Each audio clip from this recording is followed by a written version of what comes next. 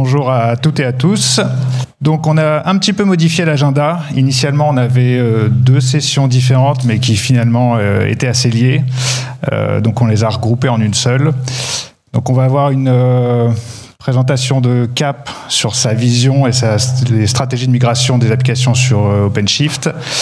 Et un travail commun Microsoft et Red Hat sur la modernisation .NET 6 et la migration vers Arrow, Azure Red Hat OpenShift.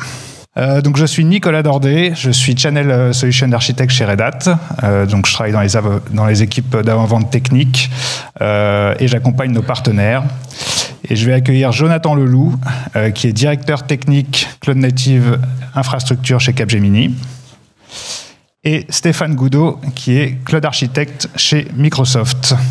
Alors, je vais vous faire un tout petit rappel sur le partenariat qu'on a avec Capgemini. C'est un partenariat qui a plus de 10 ans. Ils ont le plus haut statut de partenariat. Ils sont Advanced GSI avec un statut premier.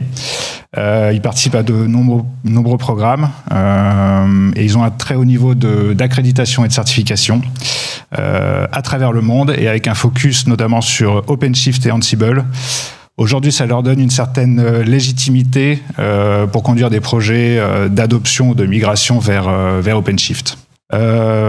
Jonathan, est-ce que tu peux nous expliquer un peu aujourd'hui comment vous êtes organisé pour répondre à la demande Cloud Native et quelles sont les tendances que vous voyez autour du Cloud Native chez vos clients? Donc, bonjour à tous. On est organisé depuis maintenant un peu plus de 2 ans. On a lancé un centre d'expertise en France qui s'appelle Cloud Native Infrastructure, dont je m'occupe.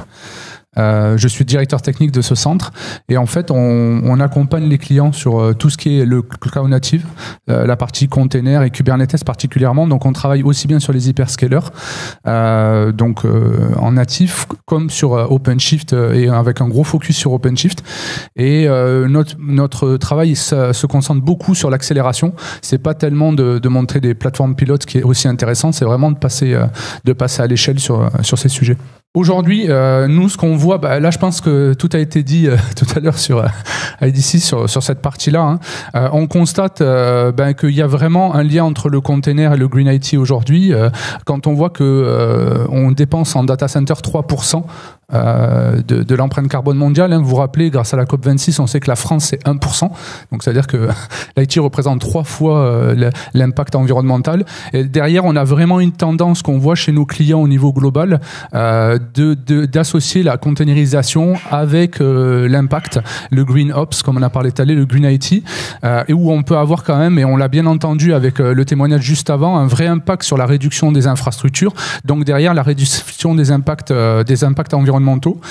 On a aussi, et ça c'est en parallèle à la modernisation, mais c'est quelque chose vraiment sur lequel nous on s'appuie.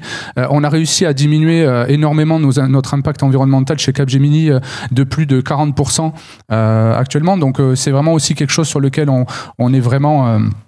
on pousse vraiment et on voit qu'il y a une vraie tendance auprès de nos clients avec des vrais gains, et c'est des éléments qu'on va intégrer dans la démarche quand on va s'engager dans des processus de transformation cloud native. C'est vraiment aussi d'intégrer ces éléments-là, FinOps et Green IT, dans la démarche. Aujourd'hui, j'ai l'impression de redire, ça a été beaucoup mieux dit que moi avant, donc c'est toujours pareil, ça vient de notre étude globale au niveau de Capgemini Monde. Donc aujourd'hui, on a beaucoup de bénéfices. Je travaille moi-même sur la containerisation depuis Kubernetes depuis à peu près 6 ans. Auparavant, j'étais responsable de la transformation dans une institution financière au Canada sur cette partie-là où on a monté justement ces plateformes et aidé nos 5000 développeurs à migrer dessus. Et donc voilà, on a vraiment un objectif qui est, on a tout ce qui est l'aspect transformation au niveau du DevOps, de lifecycle management des applications, et on a tous les bénéfices qui sont liés aussi à l'agilité, à la stratégie. Et voilà, peut-être sur le slide suivant, on va vraiment avoir l'approche multi-cloud. Alors c'est vraiment la tendance que je vois le plus aujourd'hui. J'interviens aussi en tant que consultant sur de nombreux clients aujourd'hui en France et aussi en Allemagne. On a vraiment cette stratégie de multi-cloud qui est de plus en plus claire. et le rôle du container dans cette stratégie multi-cloud. On l'a bien entendu ce matin, il y a plus, tout juste précédemment sur IDC, il y a plus cette notion de on va aller, on va se monopoliser, on va se bloquer sur un cloud. Chacun a des gros avantages et peut être extrêmement puissant sur certains sujets, mais on va vraiment avoir tendance maintenant à prendre un peu un recul. Comme on a du mal à piloter la stratégie cloud et notamment les impacts financiers, on va avoir tendance à se dire comment je pourrais mettre une surcouche et commencer à essayer de bénéficier des gains de DevOps et de l'intégration continue dans cette logique. C'est-à-dire quelque part ne pas lier la transformation cloud obligatoirement à la transformation applicative, mais essayer de paralléliser les tâches. Et vous avez vu que c'est quand même assez compliqué, surtout dans les grosses organisations avec lesquelles on travaille. Voilà. On a aussi tout ce qui est la partie edge computing. Aujourd'hui, par exemple, le 5G, l'offre 5G et la structure 5G de Capgemini est déployée sur OpenShift. Donc, on a vraiment déployé cette technologie-là. On est dans le edge. Avec O147, donc on a une grosse activité 5G ici à Paris et une autre en Inde. Comme vous savez, on a une très grande activité en Inde. Voilà, donc et toute la partie FinOps, on est bien sûr dessus et ça fait même partie de l'offre qu'on a en partenariat avec Red Hat sur nos sujets. La data center exit, on en parle. J'ai eu la chance de travailler sur plusieurs projets de move to cloud d'un point de vue technique sur toutes les stratégies. Et il y a vraiment des enjeux entre les landing zones. Il y a des enjeux temporels dans les gestions de projets comme ça qui sont très complexes à mettre en place. Et c'est important voilà, il suffit pas de dire, et vous le savez très bien, on l'a entendu avec DocaPost ou la Banque Postale avant. Il suffit pas de le dire. Il y a quand même beaucoup de layers et beaucoup de choses. Et ce n'est pas juste être capable d'avoir une plateforme disponible, c'est aussi toute la transformation qui va au-dessus.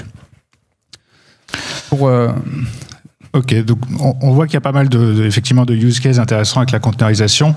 Et aujourd'hui, quels sont les freins que tu peux voir chez tes clients au niveau de justement cette transformation ?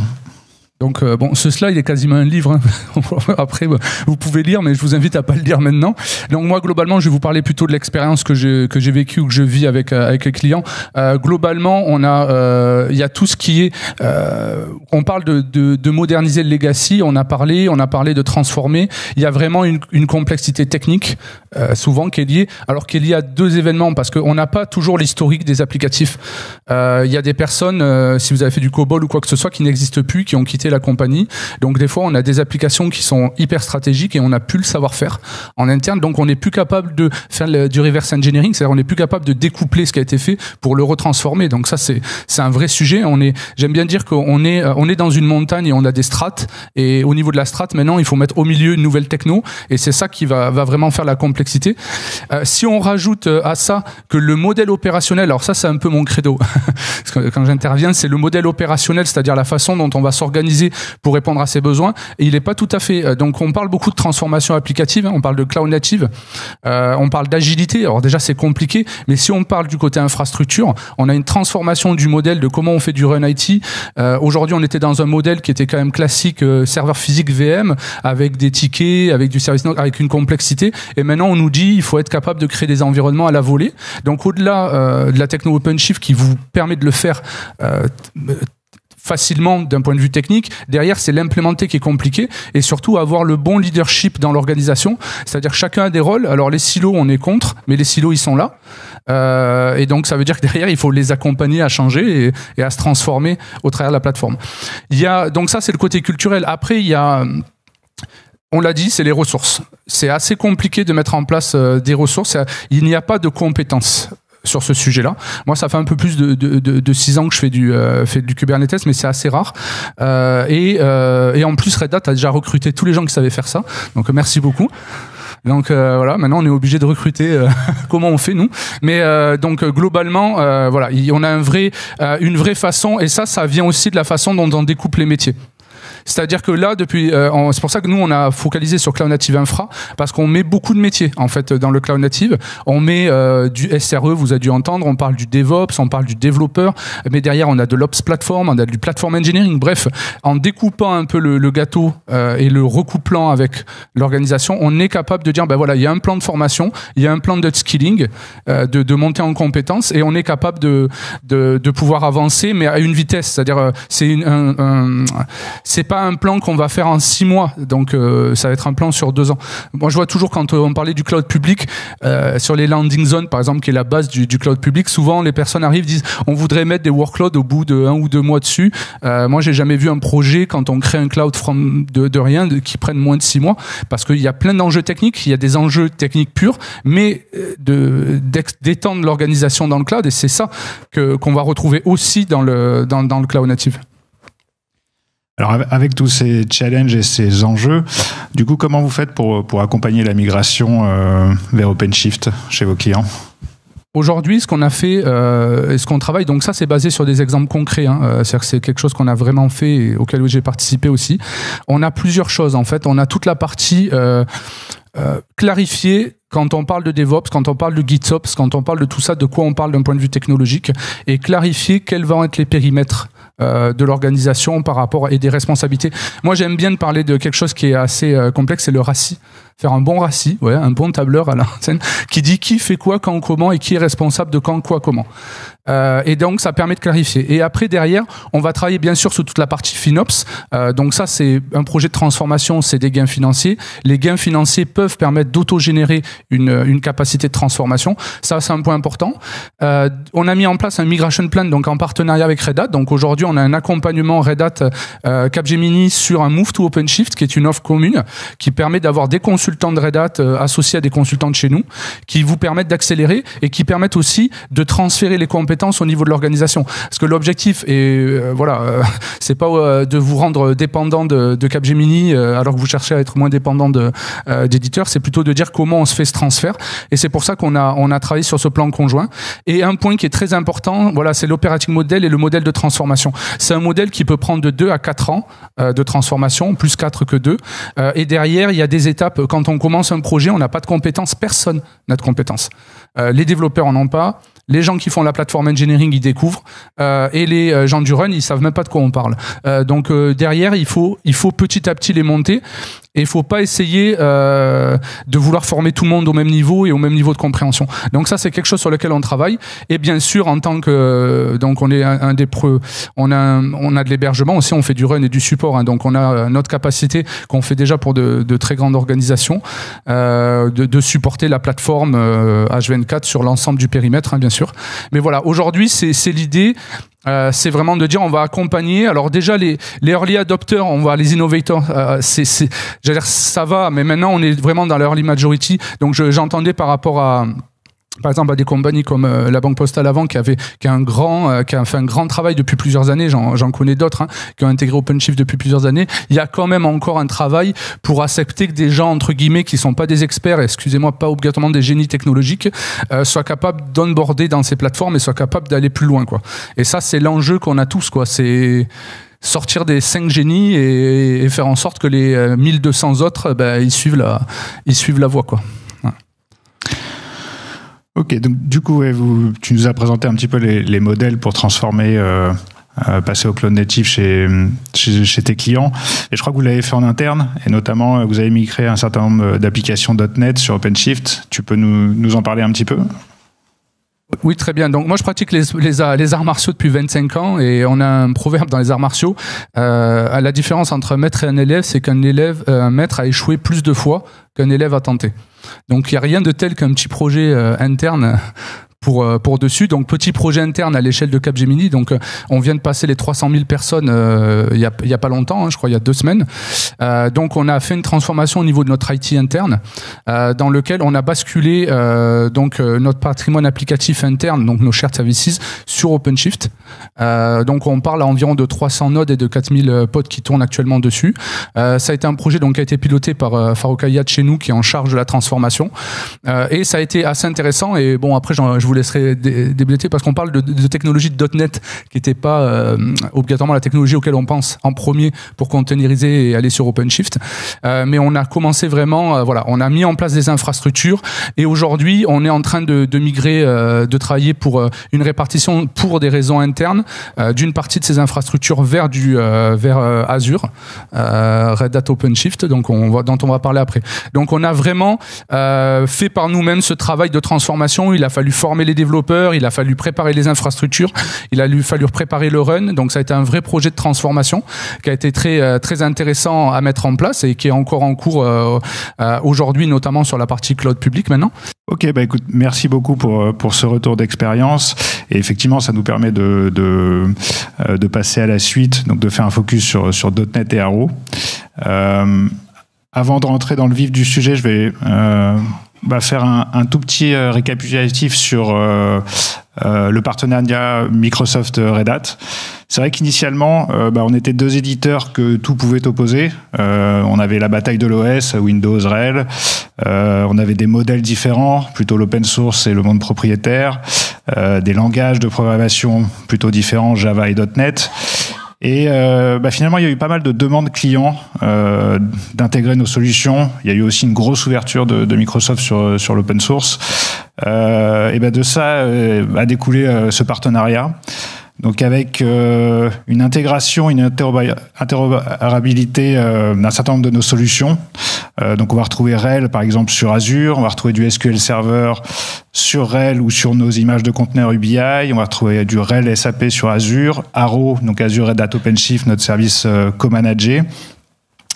Et petite dernière nouvelle qui est peut-être pas encore été annoncée, mais on va retrouver un service Red Hat Ansible Automation sur Azure. Donc ça va être un service Azure. Ça va bientôt être public, je pense. Un point très important, c'est la collaboration qui est faite dans ce partenariat. Donc que ça soit au niveau du développement, de l'opérationnel, du support, de la sécurité ou du management. On a cherché à avoir une expérience cliente forte et donc une très forte collaboration entre nos deux entreprises. Stéphane, on parle de .NET. Donc c'est vrai que moi initialement .NET, .NET Core, .NET Framework, j'avais un peu du mal à comprendre la différence. Donc, est-ce que tu peux nous expliquer un peu les différentes versions et pourquoi on devrait envisager une évolution vers .NET 6 ? Oui, bonjour à toutes et à tous. Oui, effectivement, Nicolas, parfois notre histoire autour de .NET peut apparaître un peu compliquée. On va revenir aux origines. Au commencement était le .NET Framework. Donc là, je parle d'une histoire qui a débuté il y a un peu plus de 20 ans. C'était le monde du Component Object Model, DCOM pour ceux qui connaissent, avec le fameux DLLL, l'enfer des DLL. Et .NET est apparu comme une révolution avec ce nouveau framework qui permettait de développer des applications exclusivement sur Windows. Un framework qu'on a enrichi année après année jusqu'en 2019. En 2019, on est arrivé à la version .NET Framework 4.8 qui évoluera uniquement d'un point de vue sécurité, éventuellement des fixes de sécurité, mais on arrête les évolutions fonctionnelles sur ce framework. Donc ça, c'est le .NET Framework. Et en parallèle de la vie de ce framework, on a lancé, il y a à peu près 5 ans, un autre framework qui s'appelait à cette époque le .NET Core, donc le framework .NET Core, qui lui était multiplateforme, donc pas simplement Windows, mais Windows, Linux, Mac, qui lui était open source. Et aujourd'hui, quelques jours après le 9 novembre, parce que le 9 novembre, on a lancé la release de .NET 6, donc qui est une release majeure du .NET Core. On arrête de l'appeler .NET Core, on va l'appeler .NET. Donc dorénavant, chez Microsoft, lorsqu'on parler de .NET, c'est ce .NET open source dont il est question. Et la version donc 6.0, elle est supportée 3 ans. C'est une version LTS, un Long Time Support. Et elle est supportée par Red Hat pour tourner sur Red Hat Enterprise également. Linux Enterprise, pardon. Donc .NET 6, concrètement, qu'est-ce que c'est ?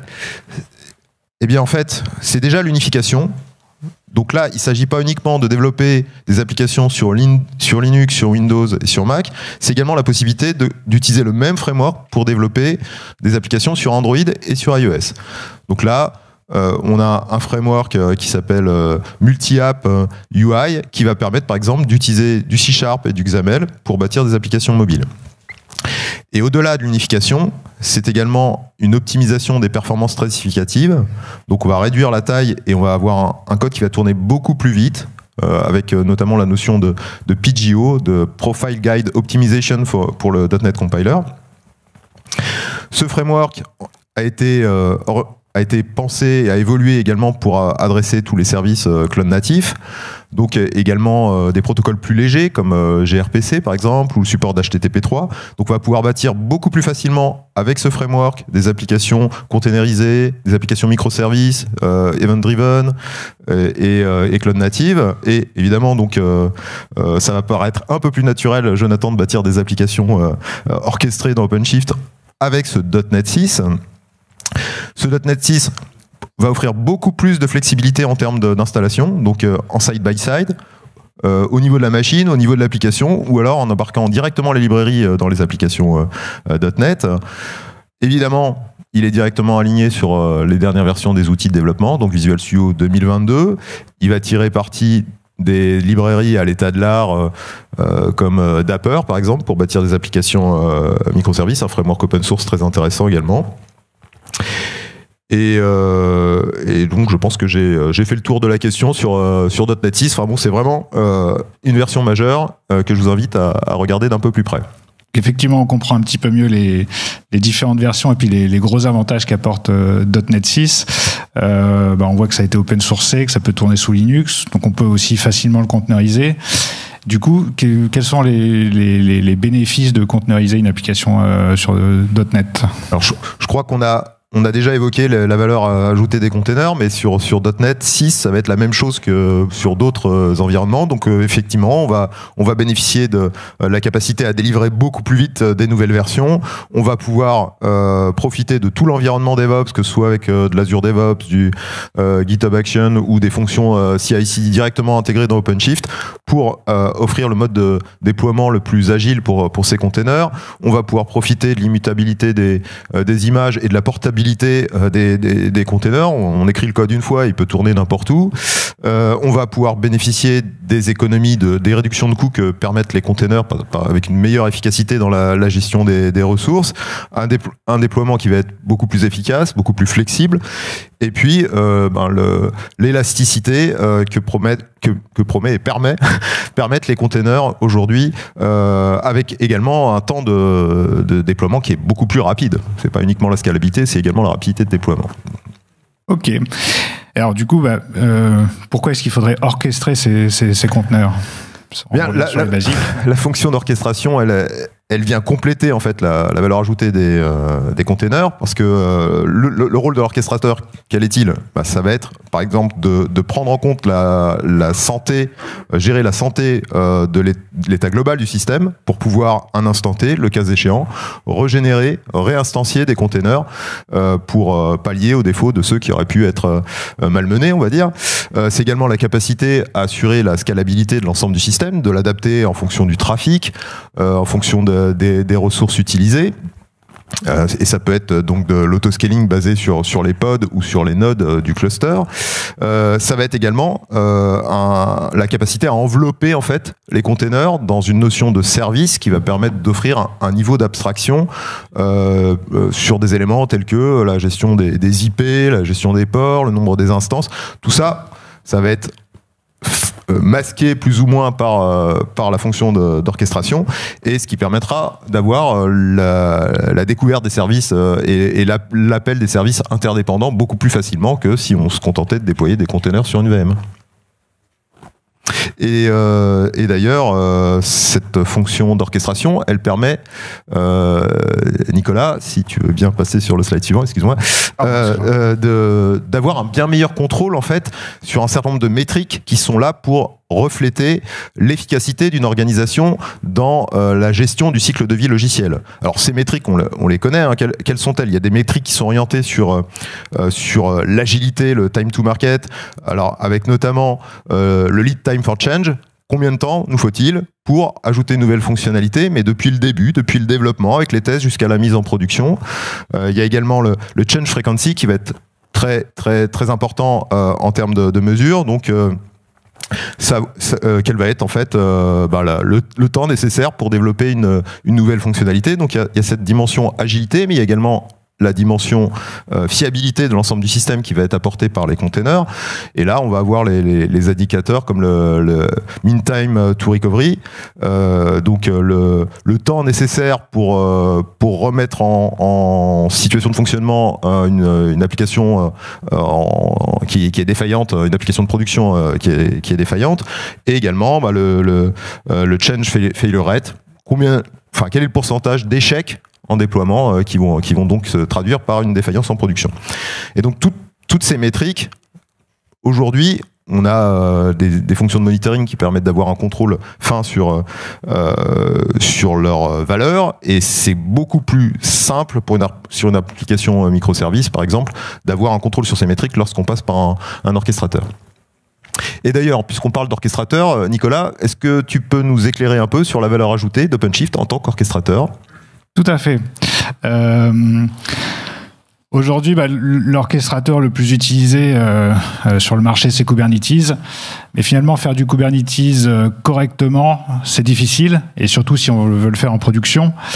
On voit qu'il y a souvent un certain nombre de phases. Donc l'architecture, l'installation, le déploiement, le renforcement et l'opération d'un moteur de conteneur. Dans lesquels on va retrouver beaucoup de choses à faire finalement. Il va falloir choisir ses composants, définir son architecture, faire l'installation. En Day 2, on va devoir configurer un certain nombre d'éléments, des éléments réseau, on va devoir renforcer la sécurité, faire des réflexions sur le disaster recovery, le multi-cloud. En run, il va y avoir tout ce qui est mise à jour, patching, la gestion de l'élasticité de la plateforme. Donc finalement, on s'est rendu compte, et ça tu l'avais un petit peu souligné, je crois, Jonathan, que l'un des gros bloqueurs de l'adoption des conteneurs, c'est finalement cette difficulté qu'on peut avoir à mettre en place une plateforme. Aujourd'hui, si on fait une analogie avec une voiture, on peut imaginer que Kubernetes, en fait, c'est le moteur de la voiture. Donc, c'est un très bon moteur, il fait très bien le boulot. Mais finalement, pour avoir un élément fini, il faut rajouter énormément de choses. Du logging, du monitoring, du CI/CD, éventuellement du service mesh pour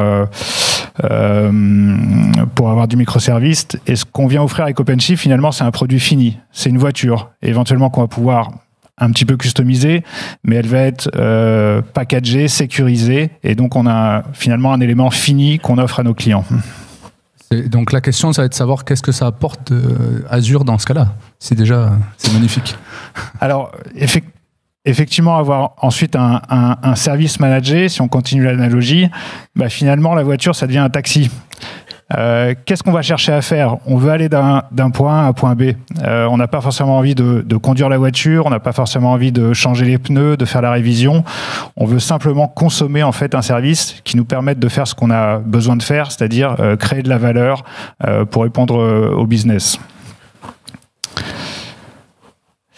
Si on revient sur un schéma un peu plus technique, si on regarde ce qu'est une installation d'OpenShift sur Azure qu'on va gérer seul, on se rend compte qu'il y a quand même un certain nombre d'éléments à gérer. Donc il va falloir configurer les DNS, le réseau, installer le logging, monitoring. Donc il y a pas mal de choses qui sont pré-packagées et facilement déployables dans OpenShift, mais il va falloir quand même en assurer la maintenance, assurer les patchs de sécurité. Avec Arrow, finalement, on se rend compte qu'il y a une très grosse partie qui est directement gérée par Red Hat et Microsoft.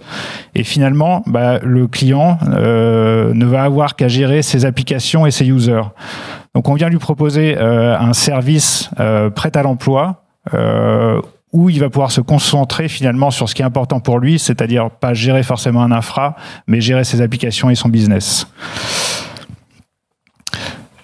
Donc finalement, ça vient permettre de gagner beaucoup plus rapidement de la valeur, de gagner en efficience opérationnelle. Et je le rappelle encore une fois, on a un support qui est conjoint, donc c'est-à-dire que toutes les problématiques de sécurité, tous les bugs, tous les problèmes qu'on peut rencontrer sur la plateforme, en 24/7, il y a à la fois Red Hat et Microsoft qui travaillent ensemble en collaboration sur les problèmes qu'un client peut rencontrer. dernier élément de présentation un petit peu d'Azure, mais qui me paraît important, on a des SLA très élevés. On a un certain nombre de conformités à des certifications de sécurité. Donc aujourd'hui, on peut avoir des applications critiques qui sont déployées sur Arrow.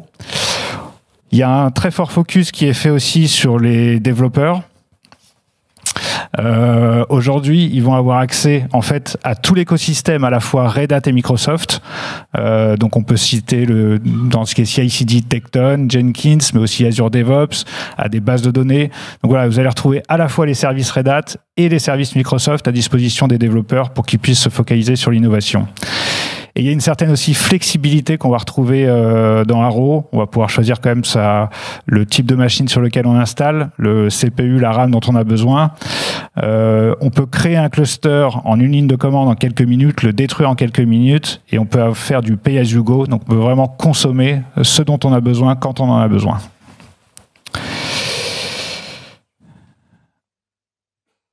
Ça n'avait rien à faire là. Hop. Il y a eu un problème avec les slides. Il manque une partie. Là. Ah. Mais c'est pas grave, on va enchaîner. Tiens, voilà le slide que tu cherchais, Nicolas, il est réapparu. Ah bah voilà, il est là.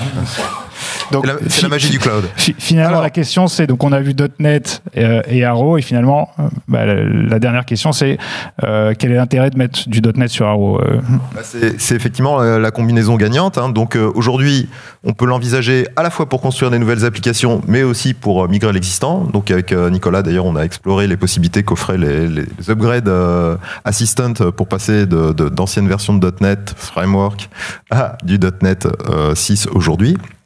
Donc, en utilisant conjointement du .NET 6 et de l'Azure Red Hat OpenShift, on va pouvoir bénéficier des derniers investissements de Microsoft sur .NET 6 en termes de capacité à servir des applications cloud natives. Donc, possibilité également d'avoir nos containers qui tournent dans Azure Red Hat OpenShift et qui interagissent avec ces services cloud natifs par la notion des opérateurs Red Hat. La possibilité de tirer parti des dernières évolutions. J'ai parlé tout à l'heure des protocoles légers, gRPC, HTTP3. Donc, bâtir plus facilement des applications microservices, cloud native, event-driven, et donc containerisées, déployées avec le maximum de flexibilité dans Azure Red Hat OpenShift. Donc le développeur, lui, va pouvoir se focaliser exclusivement sur le développement, oublier un certain nombre de contraintes qui sont liées au déploiement de l'infrastructure, utiliser les dernières librairies et les derniers outils pour ce faire, donc gagner en productivité, gagner en agilité, et tout ça dans un environnement sécurisé, managé. Donc Azure Red Hat OpenShift, comme l'a présenté Nicolas, c'est également aussi le support qui est proposé conjointement par Microsoft et Red Hat sur la mise en œuvre du service proposé. Et donc on va pouvoir bénéficier de tous les avantages d'OpenShift, donc par rapport à Kubernetes, et également l'optimisation des performances dont je parlais précédemment sur .NET 6, elle va être également un gros plus dans l'optimisation globale du coût de la solution déployée sur Arrow. Je crois pas qu'on puisse ajouter quoi que ce soit. C'est vraiment une combinaison très très efficace pour aller plus loin, à la fois par rapport à un existant qu'on voudrait migrer et pour développer de nouvelles applications. Et du coup, Jonathan, donc toi qui as l'habitude de faire des migrations, est-ce que, sans forcément entrer beaucoup dans le détail, parce qu'on n'a plus beaucoup de temps, mais nous donner un peu les grandes étapes d'une migration d'application vers OpenShift? Je pense que c'est assez intéressant parce qu'on voit au travers d'Arrow et de l'expérience, c'est aussi intéressant de voir comment on a fait et comment ça s'adresse, parce que c'est vrai que le fait par exemple d'utiliser .NET quand on est dans un environnement déjà existant .NET avec des développeurs qui ont l'habitude, ça va permettre d'accélérer ce genre de transformation. Quand on va aussi, je confirme qu'Arrow ça se déploie très rapidement sur Azure, pour l'avoir déjà fait. Après bon, il faut le mettre dans un contexte d'une organisation à une certaine échelle, donc il faut faire, mais globalement L'idée, c'est vraiment de dire, on a un plan, hein, donc c'est comme dirait Hannibal Smith, il faut toujours avoir un plan. C'est toujours plus intéressant d'avoir un plan et de savoir planifier son voyage et sa journée. Derrière, après, c'est intéressant de comprendre. Moi, ce que j'aime bien comprendre, c'est les raisons pourquoi on est organisé comme ça aujourd'hui et les raisons pour lesquelles on va s'organiser différemment. C'est-à-dire, quelque part, c'est d'onboarder les gens, vraiment. Le onboarding, c'est une partie très importante de la transformation, mais aussi de pas on cherche pas obligatoirement la révolution plus que la transformation. Et ça, c'est un point assez intéressant. Après, il y a le côté, on va monter une plateforme qui fait de la job, en bon québécois, comme il dirait là-bas. Donc, c'est une plateforme qui va prouver sur le périmètre qu'on va adresser qu'on est capable de le réaliser et capable de le réaliser en s'entendant avec les différents projets sur les rôles et responsabilités de chacun dans ce contexte-là. C'est très important parce que quand plus on va donner de responsabilités de développeurs, plus on va transférer aussi de la responsabilité vers eux d'un point de vue opérationnel, et plus on va avoir tendance à mettre les choses du côté Ops et de l'IT, plus on va avoir tendance à figer la plateforme, tout simplement parce qu'on est aussi responsable des risques et des impacts opérationnels. Donc ça, c'est important de faire ça. Et l'application pionnière doit à la fois répondre technologiquement à une transformation, mais d'un point de vue aussi organisationnel, et de mettre en place ces nouveaux. Et après, c'est la mise à l'échelle. Hein. Donc ça, c'est sûr qu'on a l'habitude chez Capgemini de faire de ce qu'on appelle des move to cloud, des gros projets de transformation avec plusieurs centaines de personnes. Et c'est comme ça qu'on va mettre en place, c'est-à-dire vraiment planifier. Ok, on a voulu prouver notre point. Maintenant, à partir de ce point-là, on va automatiser les opérations qui sont automatisables dans la transformation. Et là, on va s'attaquer à la grosse transformation et on va commencer à opérationnaliser les transformations avec de l'externalisation, de l'internalisation, de l'offshore, de l'onshore. Pour essayer de faire en sorte que ça aille le plus vite possible, parce que l'idée c'est d'atteindre la rentabilité financière à un moment donné. C'est-à-dire un plan peut être rentable, mais s'il met trop de temps, il le sera pas. Donc derrière, c'est de savoir c'est quoi le bon levier pour vraiment générer des investissements qui a un impact sur l'organisation et pas trop tard. Ça, c'est donc à partir de là, on a en place toute une méthodologie. Une approche de ces service blocs, mais qui reprend globalement ce que je vous ai dit tout à l'heure, avec un gros focus sur les gens et sur la transformation des personnes.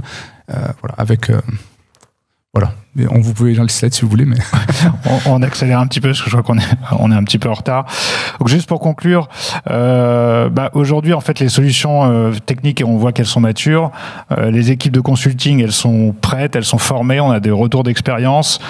Donc, si on veut innover, réduire son TCO, gagner en agilité ou même réduire son empreinte carbone, c'est le moment en fait. Faut y aller. Donc, venez en discuter avec nous, parler de cette transformation, de cette containerisation. Voilà. Donc, Red Hat, Microsoft et Capgemini, on est là pour vous écouter. Merci à tous. Merci.